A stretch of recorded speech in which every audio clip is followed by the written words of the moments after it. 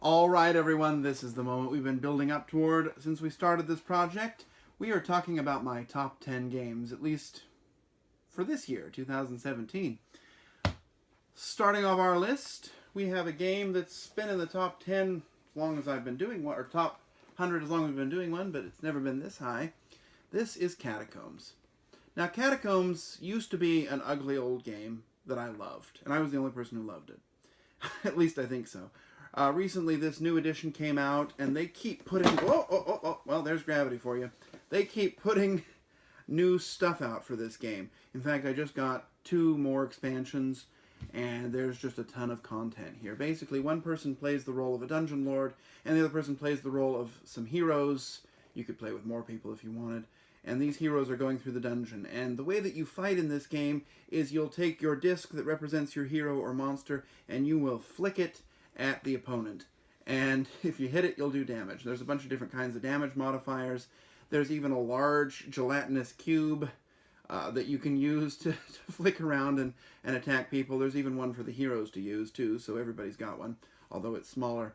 But there's just so much. I mean, this is a light-hearted game, but it is also the best dexterity game out there. It takes this idea of flicking and it gives it a new life in a dungeon crawl like no other. One that I will always play and I'm always trying to recruit people to. This is my number 10, Catacombs. My number 9 is a game that my sister refers to as the cow game, and she will groan when she sees it. This is Great Western Trail. This is a, really Euro-y game in which you're taking a cowboy and you're taking a herd of cows and you're trying to get them to Kansas City. And you'll move your figure a couple of spaces and stop and do an action. Meanwhile, you're trying to build the most efficient hand of cows that you can, because then you can get the most money. You've got contracts you're trying to work to complete. You're trying to move this train along to get farther ahead to get points. There's a lot of things you can do. There's a lot going on. You can try and build a herd of really expensive, valuable cows. But once you get to the end of your trail, only cows that are unique in your hand count. So you start with all these garbage cows and you're trying to purge them out, but you might want to keep 1 or 2 because you got to have, if you have just valuable ones, only one of them counts, and then that's a wasted trip. You'll make it around the board a couple of times, you'll upgrade yourself, you'll get more actions, more abilities, you'll be able to move faster, hold more cards, but it's just a great game. It's one of those games that the first time you play it, you might not really know. It might take you half the game to get, but once you've played a couple of times, this is just a phenomenal game. It is Great Western Trail, my number 9.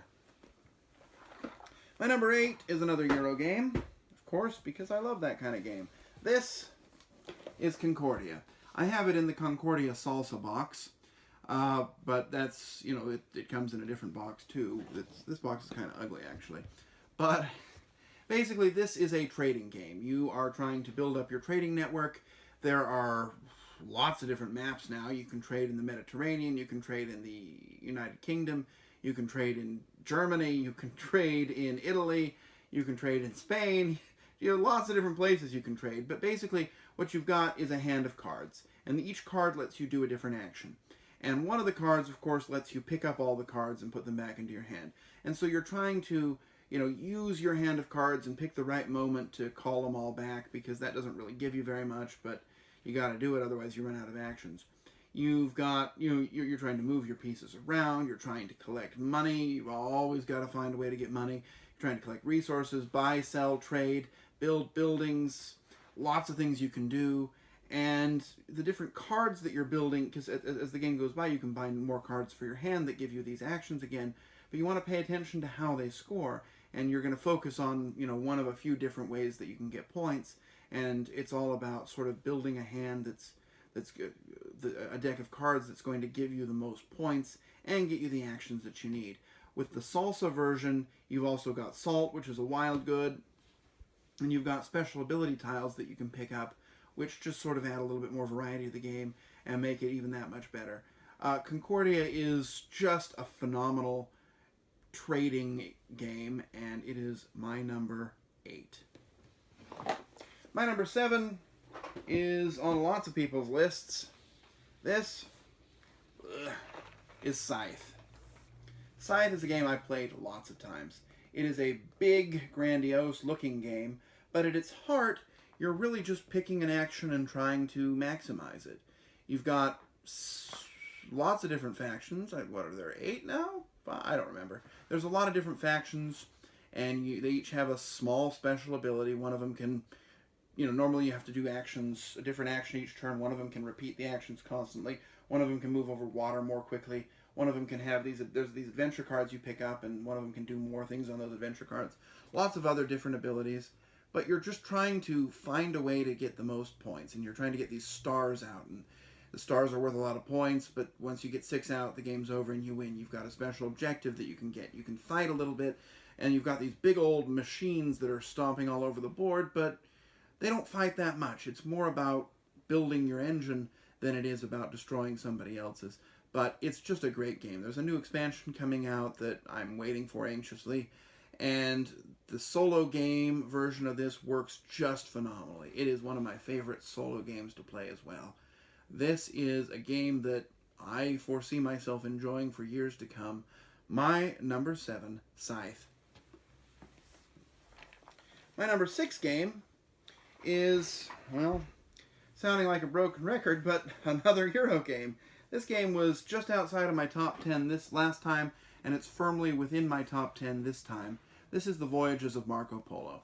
In this game, you are on an expedition to the Orient. You play one of a number of different explorers that are just traveling along the Silk Road. You're building trading posts, you're fulfilling contracts, you're collecting goods. The goods are these little wooden tokens, and we always joke that they are gold, jello, and bags of poop, just because they're these little brown bag tokens. But it's a great game. You've got special abilities, and the special abilities, each one is over the top overpowered. But because they're all so great, it doesn't matter, because everybody's got access to something special and something unique. My favorite one is the one where you've got 2 explorers that are going out, so you can cover territory twice as fast. Money's tight. You're using dice sort of to select your actions. You roll your dice, and you can use them in different combinations. But unlike some other games, you're never blocked. You can always do whatever you want. You just have to pay a little bit more for it. You might have to increase your die value or something. But there's always, if somebody takes an action, you just have to pay for the difference in what you used. And so it's just a really good game because you're never out of things to do. And it is a lot of fun. It's not super long. I like it best with 2 or 3. But it's a game that I am always, always, always eager to play. And I'm looking forward to the new expansion that came out at Essen just a few days ago, once it makes its way over here. This is my number 6, The Voyages of Marco Polo. My number 5 is a game that has been in my top 10s since I've been doing top 10s, and I think it'll stay there. This is Chaos in the Old World. This game was a revelation to me the first time I played it, because in this game there are different ways to win for different people. And I just thought that was so fascinating. You've got 5 different factions, well, 4 and then 1 more with the expansion, and each of them is totally unique. You have one that wants to kill people, you have one that wants to spread out, you have one that wants to occupy certain kinds of areas. They're just all different, and they all have their own ways to win. You can win by getting a certain number of points. I believe it's 50 points.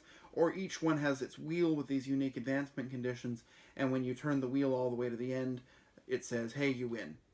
It's simple.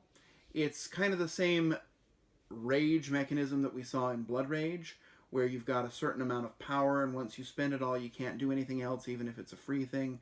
And so there's, my favorite one to play with, I think, is the magic god Chench or whatever. I can't remember their names, but his ability is that he can play it slow and wait it out and then have a bunch of free unopposed actions. I just think that's so much fun. It's a little bit dark. Some people have complained that the board looks like stretched human skin or whatever, but it's just fun. I mean, this is a well-designed game, and it is a game that, Cthulhu Wars was down toward the bottom of my list. This game is kind of a similar vein, but this one just does it so much better. It's clean, it's pure, and, well, pure in the sense that corrupting gods would be. But it's just a well-designed, well-oiled, beautiful piece of game design, and it is something that I enjoy playing every single time I possibly can. I wish I got to play it more. This is my number 4, Chaos in the Old World.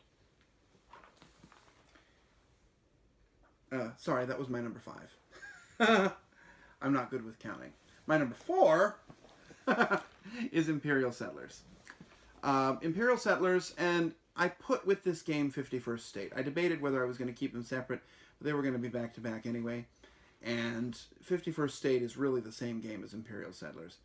It's just in a different... It has a few slightly different mechanisms. In Imperial Settlers, you take a different civilization. There are currently 6.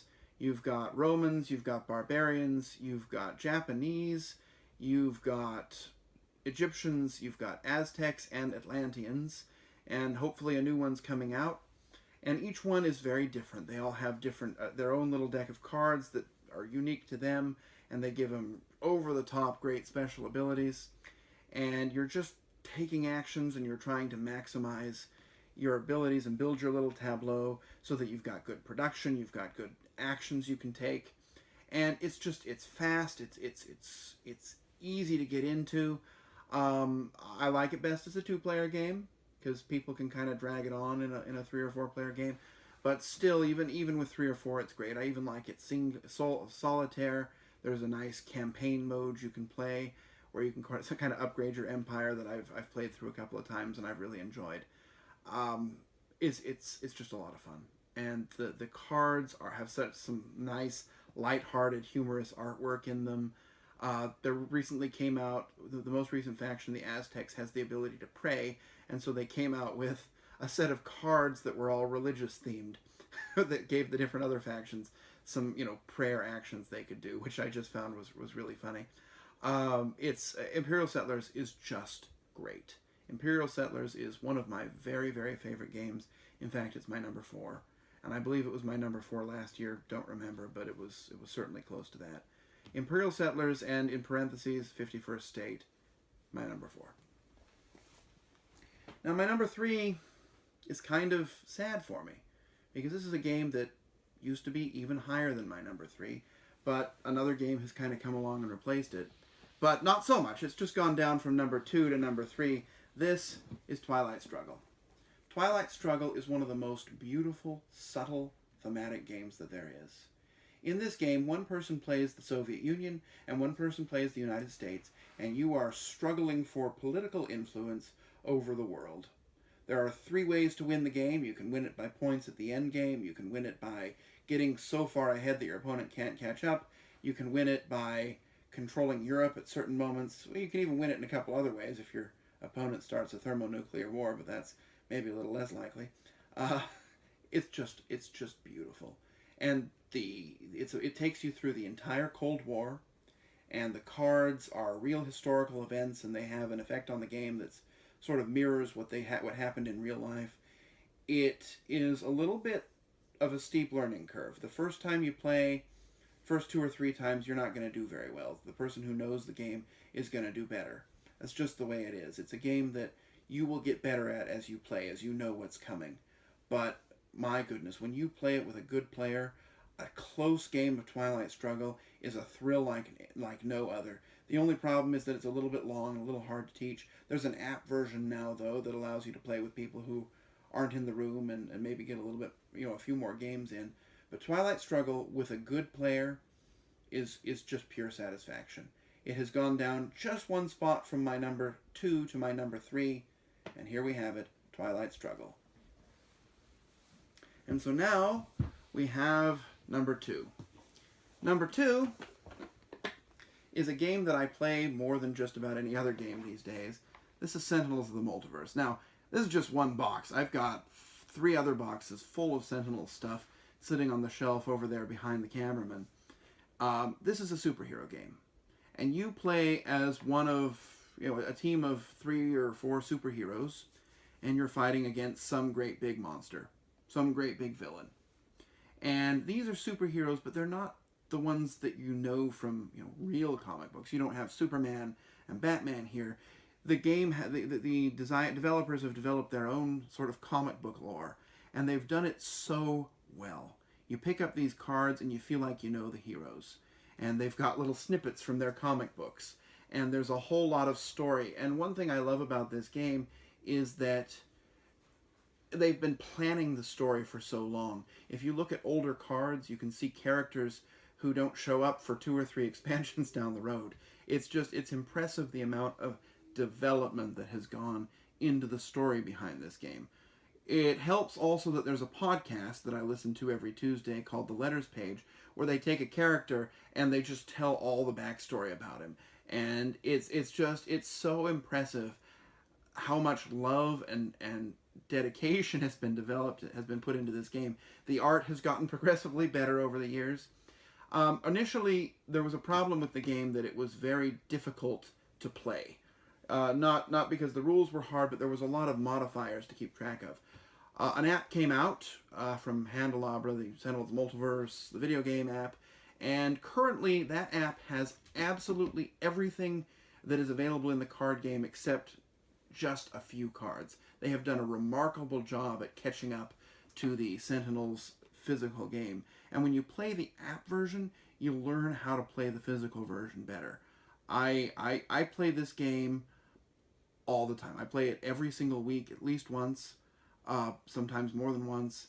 It is a game that I go back to all the time. The stories that you tell are just like no other. There's a great big expansion coming called Oblivion, and it's going to be the last expansion for this particular game, unfortunately, although a sister game is spun off, so, we're not leaving the world. But I love Sentinels of the Multiverse.